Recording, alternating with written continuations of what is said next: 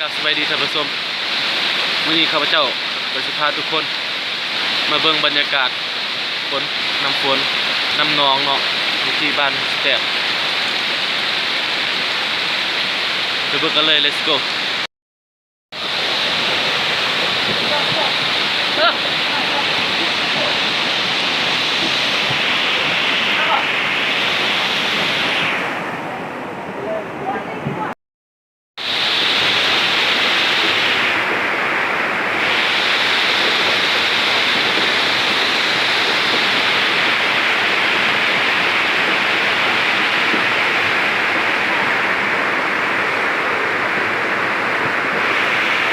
กาดน้ำนองอยู่บ้านแตบเมืองพูนเมืองนครบาล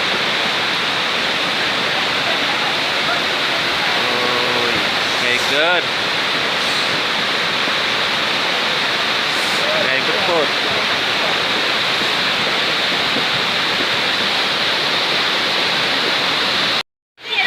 อัดวิดีโอแล้วนี่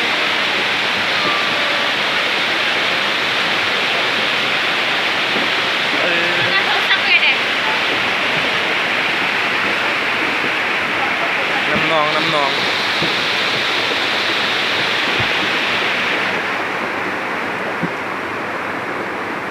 เนี่ยเกิน